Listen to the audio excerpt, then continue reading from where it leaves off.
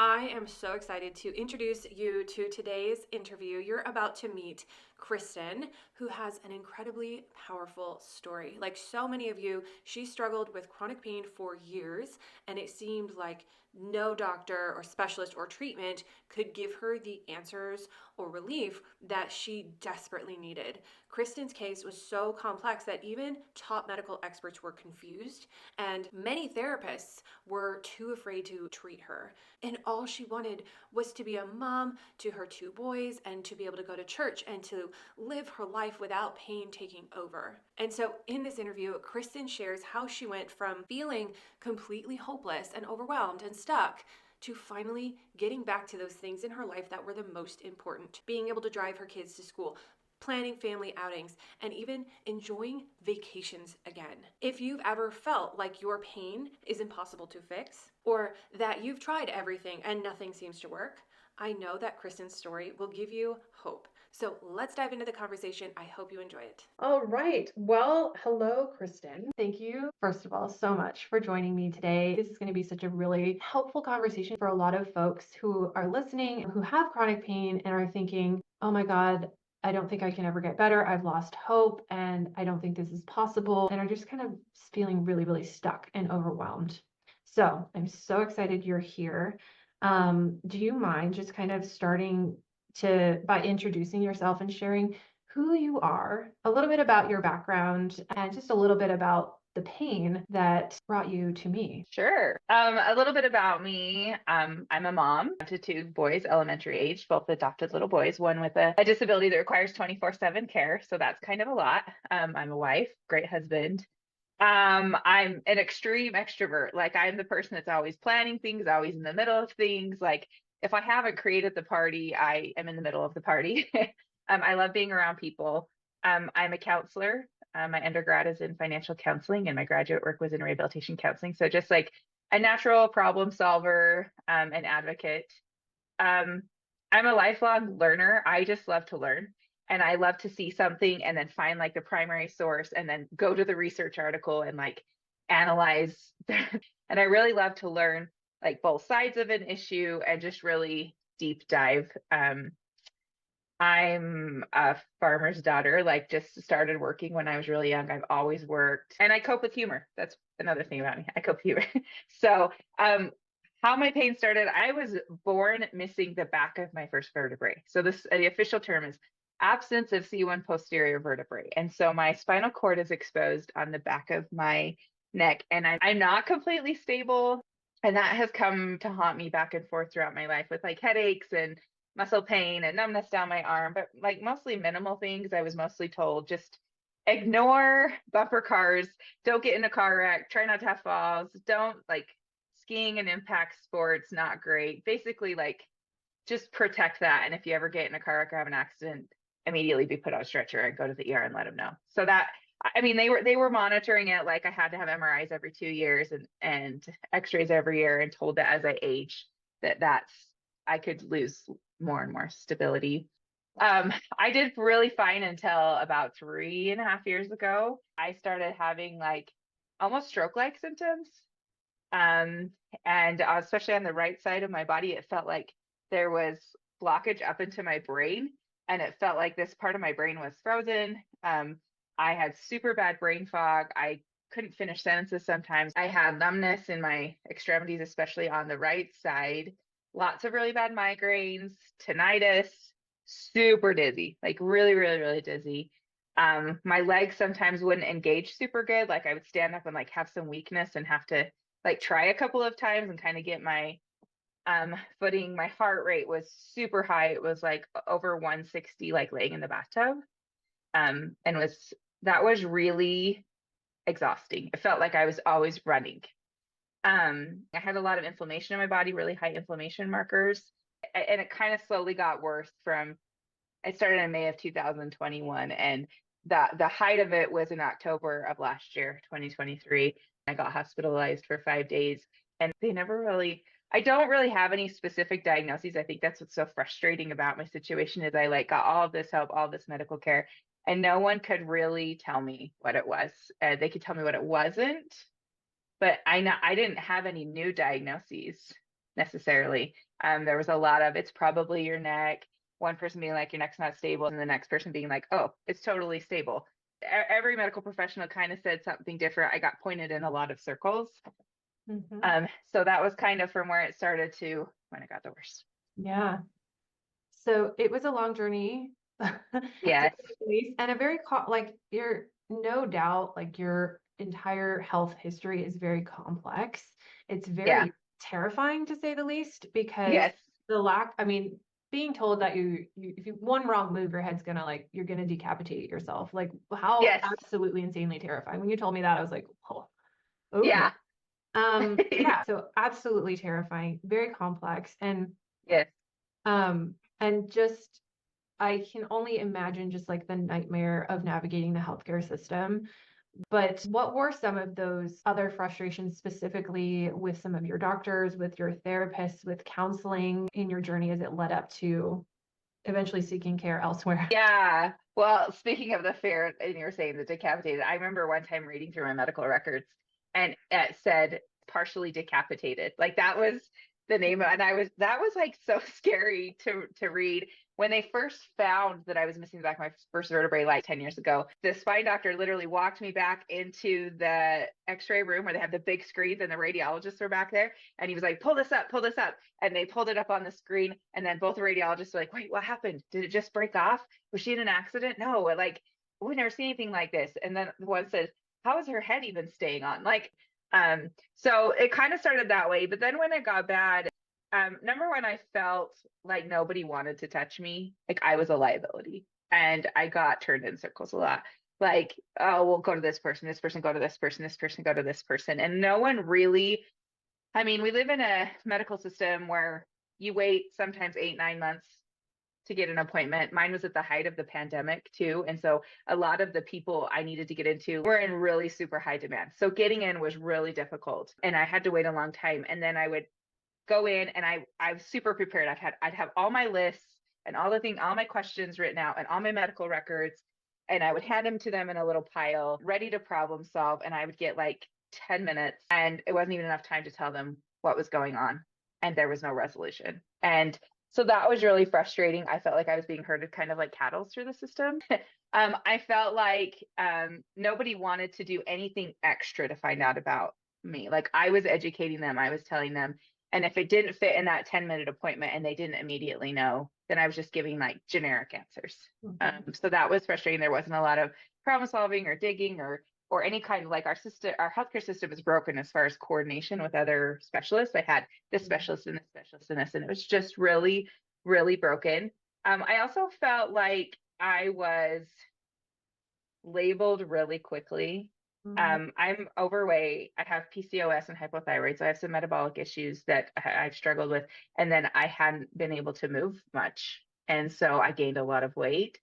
And I went in there and I feel like instead of them asking what I was doing, they all just assumed I was eating McDonald's all day and drinking Coke and just like laying around where really I was still walking several miles a day. I wasn't eating gluten. I wasn't eating dairy. I wasn't eating sugar, trying to get inflammation down. I was drinking my water. I was practicing my breathing. I was trying to do all of these good things, eating my fruits and vegetables. And I think they all just assumed I was a fat, lazy slob. Yeah. And that was really discouraging. I felt discredited the second that I walked into that room. And I think I felt like they all just thought, oh, well, she's probably not taking care of herself. Instead of, gosh, what can we do to help take care of her? It's your fault. It's blaming. Yeah. Oh, and by the way, you're a woman. So yeah, you must be crazy. But I mean, you have real structural issues. You were their rare case where they're like marveling over how fascinating your case is. And yet I'm sure you experienced some of the gaslighting and the like, hey, it's all in your head kind of thing to some extent. I think I was just discredited. There was a few doctors that were like, well, like, could you be anxiety? And I was like, well, of course I'm anxious. My heart rate's at 160 all the time when I'm trying to relax. And, my body isn't functioning correctly. I can't drive. I can't do my work. I can't take care of my, like, of course I'm anxious and not feeling super great. I would have like moments of depression, especially my symptoms would go on for weeks and weeks without any kind of relief. which is to be expected from anyone. I actually put myself on anxiety meds to see if they would work because I was so sick of people asking me. At least then I could tell doctors I tried them. So yeah, there was a little bit of that. But I think, you know, when we talked the last time, we were talking about like how doctors don't realize that those are symptoms of what's going on. It's not actually the cause, you know. Yeah, Of course it probably contributes, but it's definitely not the cause. And wish that more people understood that, because yeah, for sure. And that's where I can see how people get in really, really dark, sad, anxious, depressed places. yeah, yeah. So speaking of really dark, depressing places, I don't even want to go back there, but what was Yeah. some of that like in terms of how your symptoms were affecting your ability to show up in your different roles in life as a mom and in your job and as a wife and in your community? It was extremely difficult. I basically lost myself and my ability to do anything that I loved. I lost my independence when I couldn't drive. And then when the dizzy got really bad, I lost my ability to even go on walks by myself. So I lost my independence. For the first year and a half, how I coped with all of it is I would walk. I would just walk and at least got me out of the house and doing something. And then it got to the point where I would only walk in my cul-de-sac and I would just lap around it. And then sometimes I'd end up in such a bad place, I would just sit down and one of my neighbors would come out and walk me home, or my husband would, I'd call him and he would come get me. And so it really, I wasn't safe. It wasn't safe for me to drive or go walk, or there was a lot of times I had to be helped up and downstairs. That was really hard. I lost my ability to socialize. I couldn't go to church. I couldn't sit for very long. The pain was so severe. And I would just cry because I missed being with people. I wasn't making it to hardly any family events. I couldn't plan anything. And I'm like such a planner. I couldn't plan things because I didn't know if I would be able to carry them out or be able to go. And so even like volunteering in my kids' classes, I love to volunteer. I love to be in the school. I wanted to be a bigger part of the PTA. I wanted to throw birthday parties and baby showers and all these things that I used to do. And not only could I not plan them, a lot of times I couldn't even attend them. Or if I did, I like couldn't think clearly. Like the brain fog was so bad. I would try to have conversations with people, but it wasn't enjoyable. I was so uncomfortable. And like my brain was just so consumed with the pain and the discomfort that like it wasn't even enjoyable. So Yeah. I would work so hard to be there and then be miserable. And then work. Um, I love to work. And it was so hard for me to work. It was hard for me to stare at a computer screen. It was hard for me to have conversations and meetings. I'd lose my train of thought. I did have to decrease my hours. But the unfortunate part about that is I needed to keep working for my family. Like I said, I have a child with disabilities and it's a very expensive one. And so I needed to work for that. So my good hours went to work and not to things I really, like my family or things Yeah. like that. So I lost my ability to be me Mm-hmm. in a nutshell. Yeah. And I remember you mentioning too, like your boys are adopted. Part of that was like bringing them into a better life Mhm. and just feeling Yeah, like I can't do that as a mom and yeah, letting them down, and just how that absolutely broke my heart. I'm like trying not to like well up and cry right now. yeah, You know, I can only just imagine like the guilt. yeah. I didn't even talk about that because I probably would cry. But yeah, I had these two little boys that had a mom that was suddenly trying so hard to not be in bed and wasn't super responsive and couldn't go to some of their things. I never missed anything. I love being a mom. I love being in the middle of it all.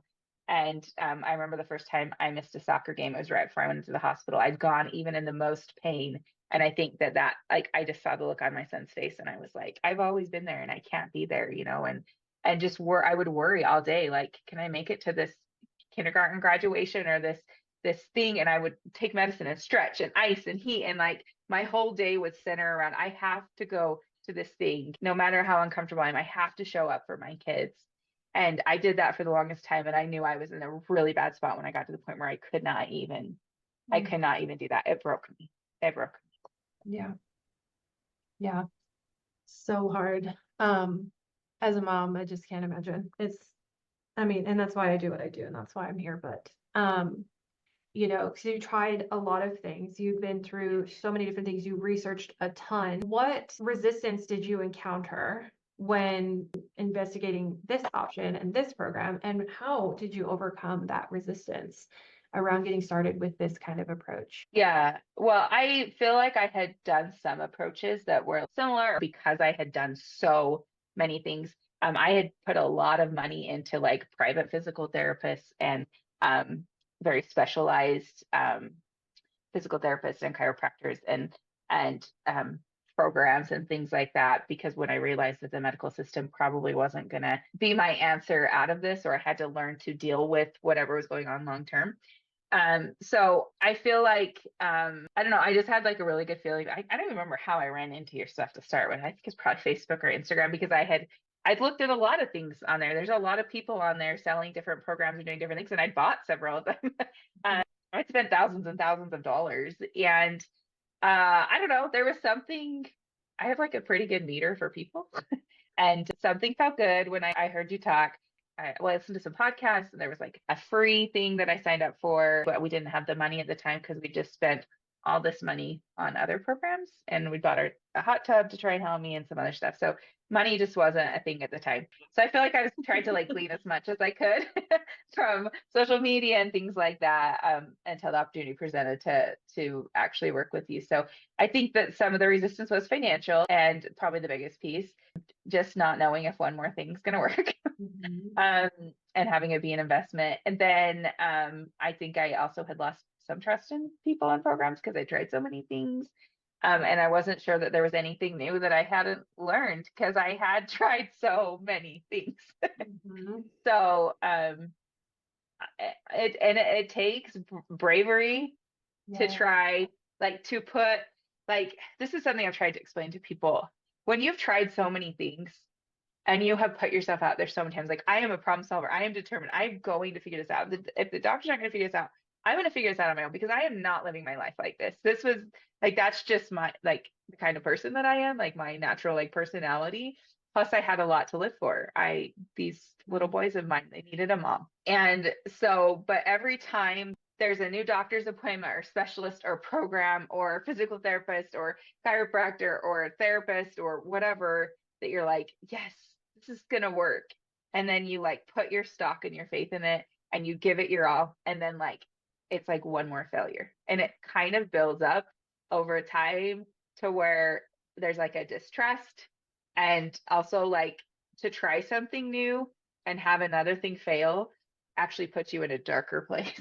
And it's easier, like it's easier to not try. And thankfully I never got stuck in that too much.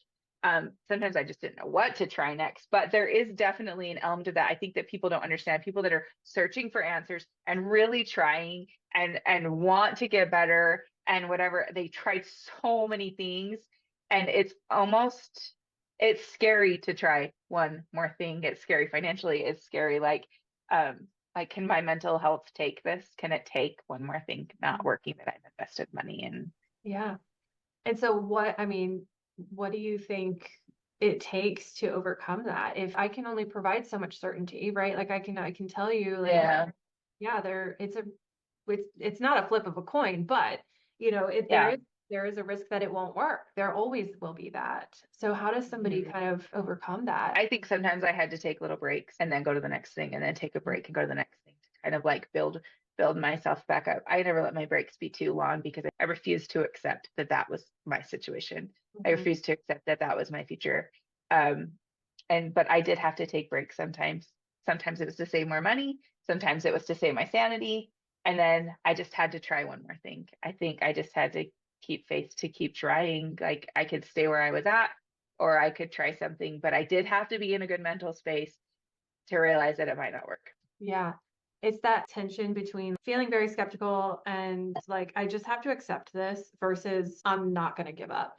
But what, because you tried so many things and researched all of the things, what was sort of different about this program and this approach from what you tried, and what made the difference? I've thought about this a lot. And I think there's a couple things. Number one, Alissa has a talent of putting it together in a way that you can use it in like bite-sized steps. because I learned this from this chiropractor and I learned this about pain from this physical therapist and I took this program and learned this. And I read this one research paper here and I watched this Instagram reel by this person like over here. And so I don't think I necessarily had bad information. I mean, I did filter out a lot of bad information, but when you're in pain and you have brain fog, synthesizing and like putting that together in a useful thing is difficult. So I feel like the program does a really good job of like, stepping you through that and putting it all in one place.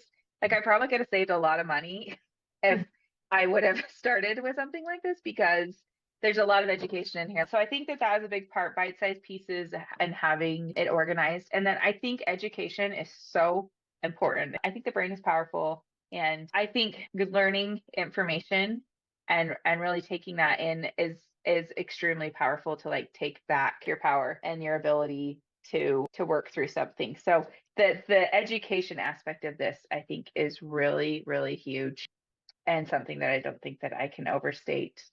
Once you learn something and you can understand something on a deeper level, then I feel like you can learn how to implement it or what to do to change things.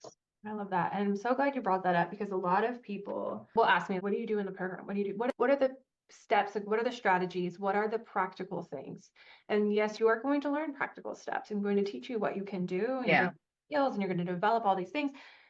And when I say, oh, and by the way, you're going to learn stuff and there's going to be education involved, people are like, okay, I don't really care. Just tell me what to do. It is so important because it empowers those steps. If you don't know what's wrong with your body or what's going on, how can you even take those proactive steps and know that that's the right thing that your body needs?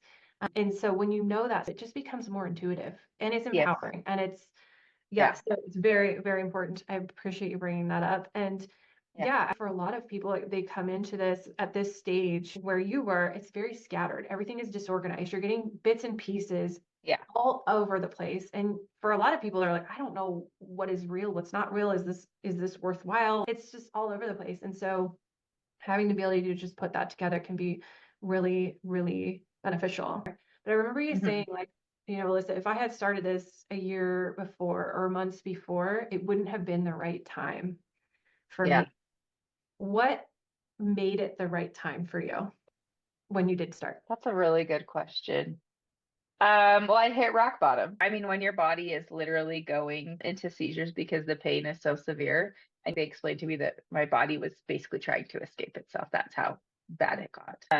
Like that is rock bottom, and there's only up from there. I don't think I would have put as much effort into it, and so it was just the right time of feeling really humbled that maybe I didn't know everything. I just think it was the right time for me to like, take back my power too with my body. And I want to be really clear because I think sometimes I would hear people talk about stuff like this and I would think like, what? So I'm just like supposed to think more positive or I'm just supposed to like take back my power. Like I just have to tell my body, it's all in my head. I just have to say like work or I just have to do more and it's going to get better. And I'm not trying to say it that way, but I think that I did have to learn more. I had to be in a humble space. I had to work hard in a different way than I had before and not just get straight to like, tell me what to do. What exercise do we need? What stretch do I need to do? Is this an adjustment that needs to happen? Is there a medical thing? I think I just was ready to try something different and put all my effort into it. So really working smarter and not harder, because I think it's when you're working so hard, it's just the scramble. And then coming into it with a bit of a beginner mindset and going like, okay, I'm just going to step back and like, because I can totally see that happening where if you come into it and you go like, oh, I knew that, like, and then you just kind of gloss something over and you don't really put thought into it and you totally miss like a really big key, big thing that could be very vital to your success. Yeah. I remember the first couple of lessons, like they were interesting and I was really, really motivated. But I remember like one of the first things talking about breathing. And I remember thinking like, oh yeah, like I've never tried breathing before. This is new, like kind of just this like negative thing because like I said, I was kind of jaded and skeptical. Well, I was very jaded and skeptical. And so, yeah, I think like seeing like, instead of just somebody being like, you should breathe, like seeing the list. I'm like listening here, looking at my binder right now, like seeing the list of like where we were going. I was like, okay, there's other stuff coming up. There's other stuff coming up. Like we're going to build on this. So many people feel that way. And sometimes I'm almost like hesitant to even mention, hey guys, we're going to do breathing because people might just think like, nope, I'm out. because I know you've done it. I know that you've done it. And we're going to teach you breathing, but you could literally go on YouTube right now and figure it out. It's not rocket science. It's not going to cure anything. We're just going to start there. It's going to be one tool and we're going to add to that. And so I'm so glad you didn't quit after we talked about breathing because it was worth sticking around. What were some of the positive changes that you noticed in your symptoms, and not just with pain, because obviously pain, but other areas like the brain fog and the fatigue and the anxiety and depression and all of the things? So some of the changes, like I started really seeing the changes probably 5 or 6 weeks in. Let's see, I started the middle of March and it was May. I remember May being my first good month. So my dizzy and my vision improved first. So starting in May, I was able to drive again, like just like locally, taking my kids some places, things like that. And my vision and my dizzy improved at the same time. And I always felt like they were linked. They ended up at the same time, kind of not resolving, but majorly improving. So that was my first thing I noticed, and that gave me a lot of quality of life back. Driving, like that's freedom. Right. Yes. Huge. So those were the first ones. Then the brain fog, I think, came next, like less brain fog. And then my numbness improved after that, and like my leg stability, and like not feeling like there was times when my legs literally felt disconnected, super heavy and disconnected. And I noticed that one came next. My buzzing throughout my body and my tinnitus, I never did lose that, but there was times where it was less. And then my migraines definitely improved. I was never really huge on medication. I never had a lot of luck with it. And I felt like it was more effective. Like the same medications I was taking now were like more effective, and were able to target what they were supposed to do. And I had to take them less. That was really good. The nerves calmed down a lot, as far as like feeling like they were trapped, and like I wasn't getting blood flow to my head. Symptom wise, things are improved. I remember looking at your numbers going like, holy crap. I think it was like depression went from a 7 out of 10 to a 1 out of 10. And then same thing, anxiety went from an 8 out of 10 to a 3, which is just like rock star status. I mean, it's not gone. So okay, but if I was at a 7 or an 8 there and it went to a 1 or a 3, I would take that any day. Well, and I think, as your body works better, you gain more and more confidence in your body. Like really my anxiety was centered around my health. Like, am I going to be able to go do this thing that my kid is planning on me to do? Like, am I going to be able to finish my work today? Like that was my anxiousness. It was, can I do the things that I need to do? I would spend hours just trying to get my body in a place where I could even just go sit for 45 minutes so that I could be there, and then come home and I was like exhausted. And so when my body started working better and I was like, oh, this is working, like I gained some confidence back in my body. And when I was able to get out and be social and stuff again, and I didn't feel as like bleak about the future with my body that just kept going downhill. So that's really why those anxiety and depressions opened up. And I always knew, I mean, I think anxiety and depression are so real. And there are people that will always need medications for that stuff. And I hope everybody gets the help that they need for that. I knew that wasn't what mine was. Like that wasn't something that I struggled with. I knew it was related to how I was feeling. Yeah. And so cool that it got so much better. I remember throughout your time in the program, it was just like you sharing your wins each week and all the things that you were like, guess what I did this week? Yeah. Just, it was so fun seeing you go through that process. What was that like to, go back to doing those things that you couldn't do before? Going back to church was great. Just being a part of that and feeling like I could worship with everybody else, and again, being with people. Driving and getting that independence, like it just felt so good to not have to ask my husband to take me somewhere. Going back in restaurants, I couldn't even go in a store. I couldn't sit in a restaurant. I couldn't go in a store. And I remember like I would have to write lists and have my husband do this and have my husband do that, or I would order things online. And the first time being like, oh, I could just drive to the store and get milk because we need milk. Like such a simple life thing, but it was like, woohoo! Yeah. I was so excited. And like having the confidence to plan like my parents' 50th wedding anniversary, and knowing that I could probably go, hoped I could go. It was in a restaurant. There was weird lighting. I was like, I think I can do it. And then being able to go, and I could do it. So I don't want to like pretend like everything is hunky dory and I have no problems at all, because I do, and I probably always will with what's going on in my body. But That was really exciting for me. We went on a couple of little vacations, like 3 day, like we went camping for 3 days. That was a big deal. We love to camp. Then we went camping again. We went and stayed in a hotel for a couple of days. And those are things I hadn't been able to do for a while, and things that we used to love to do that I felt like I was robbing my kids of. And Mhm. it created so much guilt in me. And so to go out and make those memories again was just Mhm. so freeing to me. And I was just super grateful. And how about with work and what you're able to do now? Yeah, so I can work more hours in a row. So before I could work like an hour and then stop, and then an hour and then stop and take a break, and I would have to massage and stretch and ice. And now sometimes I can do the full 4. But um, I am able to do that, which means I can plan my day better. Like I can do something around that, and or I can get it done and then like have the day open to do other things instead of just spending my day around being able to get my work done so that I can earn money for my family, Mhm. which was a necessity. So, and then I could sit down, like I'm sitting in a chair right now. I could hardly sit. I could lay and I could stand, but I hardly ever sat, which also just makes you really exhausted when you can just like not sit and relax because it was so painful. And so I hadn't sat to work in 6 months. And well, that was one of my goals Yeah. because it's just tiring to be up all the time.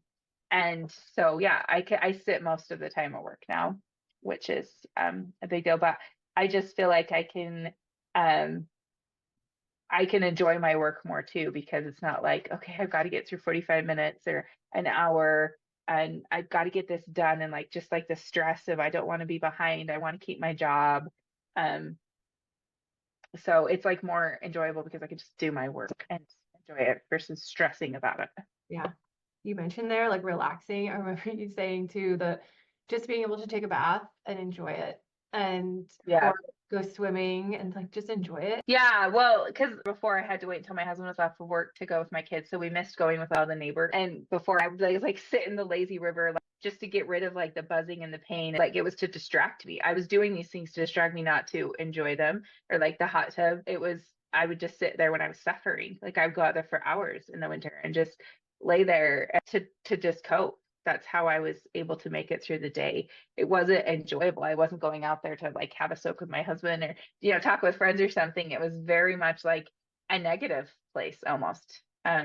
So this summer to be able to go like take my kids on my own with the neighbor kids most of the time and like just like chat in the lazy river with my friends and have it be an enjoyable thing or recreational thing Yeah. instead of a therapeutic coping thing. Like I didn't realize how I mean, I knew, but I didn't really know how many things I was just suffering through. Like even things that I loved, I wasn't and I couldn't enjoy them because the pain just permeated my entire body and my brain and I couldn't enjoy them. But it was better to suffer through them than to sit home in bed. Like I'm Mhm. just like it was better for my mental health to get out and suffer through it. So it was still I'm glad that I did it, but wasn't enjoying it. Same as Yeah. social functions. I wasn't enjoying them. Yep. So that's very exciting that you are now enjoying Yes. that. Yeah. I'm curious, can you talk a little bit about some of the mindset shifts that you had to experience and go through along the way? Like, what were some of the personal struggles that you had to overcome in this process to actually make it work? This was a hard one because it kind of happened slowly. um, I think that as I had more and more good days, I had to trust my body. And I feel like I already like really tried to have a positive attitude with healing and all that kind of stuff. But I think I had to like trust that my body could do this, that it could keep doing this, and that on days that it didn't do it, that we could just have a day or a few days where we struggled and then we could like keep moving forward. In fact, near the very end of the program, I had a flare up, which really frustrated me because I was like, I'm not going to have these anymore. And then I had it. Like it was, I think it was right before the last week, and my kids are going back to school. And it still was not nearly as intense as my other flare ups. And I feel like I had more tools, but I still had to work really hard through it to not have despair and to be like, I'll be like, oh, great, this did nothing. I had to like, oh, I have to work through this. I have to keep using the tools. I have to keep going. I have to also give my body a break and kind of get through it. So there was definitely a mindset of push to it, not through it, where I had to keep using those skills. I couldn't just it's not like it was fixed and I'm not going to have any problems Yeah. anymore. And I think that that's an important reality for a lot of us to understand that are in chronic illness or chronic pain is that There probably isn't like a full fix for a lot of us. There just isn't. But there are tools to help us like get through them. And so that was a mindset shift. Like I said, the humility was a really big one. Of maybe I know a lot of things, but maybe I don't know the right order to do them in, or the right way to go about them, or the best way to implement them. So I think not being jaded and skeptical and being hopeful and trusting in the process was a big one. And then yeah, just sticking with it even when it was still hard, like just sticking with it. You know, and I had to at one point I was like overwhelmed with information. Plus I was in the middle of a flare that I had to just not take a break, but just stick with where I was for just a minute and not take on any new stuff. So I listened to my body through it too. Like I couldn't just like trudge through it when I was overwhelmed and in a flare. Yeah, I remember back in the earlier phases, you going like, I'm overwhelmed right now, and I just need more time to like just process this and like go at this Yeah. pace. And it was like, yep, okay. Like my whole motto is push to it, not through it. So we're gonna push to it, and we're not gonna push too hard, and we're just gonna pause, and we're gonna go at your body's pace when you're ready. And I think it's important to recognize when you're having those moments and do that step back. But I love what you brought up about flare-ups, because the reality is like literally this is a success interview, and you're here saying like, yeah, flare-ups happen. They're still going to happen. Yeah. But because even if there is no cure, having the strategies are so important Yeah. to get you back out of those flares, because they will happen. These are Yeah. programmed pain pathways. It's very good at being in pain. And so it's going to happen at some point. So having the strategies is so much more important. And I will say this, and I say this to all of my clients, every time a flare up happens, when it happens, it feels like you're right back at square one every time. Yeah. Here comes right back. All of that is so real. So it absolutely is like so devastating. And so even more reason to have strategies and support around that, so you don't get stuck in that cycle again, because it can be very hard. Yeah, and I think it was important to have the support through the program because like I would log in for like our meetings. And I think also just being honest with where I was at, like I could see someone maybe not having as bold of a personality of me, like not saying anything. And I think it's important to communicate with Alissa like what's going on with you so that she can help you through it, because like I had to just say like I'm overwhelmed, or like I can't do this, this isn't working here or whatever. So I would encourage people to like speak up when they have something and see what your recommendation is. Like don't just quit or think it's not working or whatever. Like come to the meetings when you can, or communicate with Alissa when you feel like you're at a stopping point, or you're in the middle of a really bad flare up and can't handle something. And then do as much as you can. Like I'm not going to pretend like during the flare ups I was filling out all of my sheets all the time, or I was doing this. And I remember at one point in time being like, "There's so many sheets, and like they're all super helpful." But you were like, "Well, what if you didn't do this one?" And I was like, "Oh, I don't have to be perfect." Like that was actually really helpful. And so I think communicating with you is important through the process. I second that wholeheartedly, because I see that on my end. People in the program are literally paying me to help them and give them support and give you guidance. And so it's like, when you're struggling, when you're overwhelmed, when you're confused, when you're like, I don't even know if this is going to ever work for me, and you're having those thoughts, I think too many people go into people pleaser mode. Like, oh, I want to be the good student, and I don't want to, come and be honest about how I'm experiencing this process. And then they just kind of disappear into the background and are afraid to speak up. And the ones who speak up are the ones who end up being so successful, because again, you're like, here's how I'm struggling. Can you help? Can we do anything about it? It's like, yeah, I have ideas. Yeah. Let's do this. Yeah. So important. Thank you for saying that.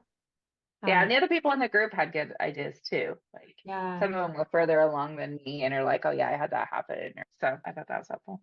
Yeah. So having like a little bit of the community element, that's very cool. Yeah. Yeah. So if you could go back in time to where you were beginning of this year, what would you tell yourself if you could go back when things were at their worst? Well, I just think I'd tell myself to try it. Like, what's it gonna hurt? Like, try it. There's nothing in this program that's gonna hurt you. Like, the only possibility is help. And so I think I would just not be so cautious about it and just be willing to jump in and to try it. And I feel like I can speak to like Alyssa's trustworthy. Like she knows her stuff. She's not giving you like quacky, I don't know. There's a lot of people you run into on the internet. Okay. there's a lot of weird things out there. And listen, I'm open to weird things, okay? I'm even open to that kind of stuff, but I just feel like I can speak to your character, your desire to help people, and like the information in here is like good, solid, researched information put in like a really good way for people to understand and to learn. And even like getting started is easy. It's something that looked overwhelming, like what is this? What am I gonna do? It really wasn't that overwhelming. Like it's organized well, and Alissa understands people that are in pain, and she created a program knowing that we don't have a lot of bandwidth to go find things and put things together. And so I think I would just tell myself just try it. Like just try it and go all in and get the support and talk to the people and go to the classes as much as you can and try to do the worksheets and just do it. Just try it. Yeah. Yeah, do it. Do it scared. Do it skeptical. Do it scared. Do it jaded. um, Bring it all, like bring all your baggage and come and do it scared. And the reality is, and I think that's also a really important point, the fear probably won't go away because it's been such a big part of this like process for Yeah. so long. The skepticism and the fear probably won't disappear, and we're not going to wish that away. So like let's just be honest. I realize that. I know you're scared. I know you're skeptical. It's so cool. Like, don't fake that. Like Yeah. I know. So let's have those honest conversations about it so we can move forward. Like that's what Yeah. it's, so do it scared because the fear is going to be there whether you do it or not. Yeah. Most people in my position are already scared. They're already anxious. They're already frustrated. So Yeah. yeah. Well, amazing. Thank you, Kristen, for having this conversation and sharing your story, um, and being honest and raw and showing up for yourself and for your family because it's been all so worth it. And it's been an honor to see the transformation and the journey and be a part of the process. So, so rewarding for me. I hope that you've enjoyed it and that your family has enjoyed it and seeing your success along the way. Yeah. Amazing. Well, thank you. Any last words? I've been where a lot of you probably are. There is hope. Like keep going. Just keep going. Honestly, I mean, I would recommend this, but whether it's this or something else, just keep trying things. Something's gonna work at some point. Like you're worth it. You're worth the time. You're worth the money. You're worth the investment. And you might not get back to 100%, but I feel like there's always one more thing. Don't give up. I love it. Thank you so much again. And I hope everyone listening enjoyed this interview. And yes, amazing. Bye, everybody. Wow, what an incredible journey Kristen has been on. I hope that you found her story as inspiring as I did because it's proof that even when things feel helpless, change is possible. And so, if Kristen's story resonated with you and you're ready to take that next step in your own pain journey, I'd love to chat with you because you don't have to figure this out on your own. So, I will leave a link in the show notes where you can go to schedule your free pain care call where we can just have a chat and see how you might be able to take back control of your life. Thank you for listening, and I'll see you in the next time.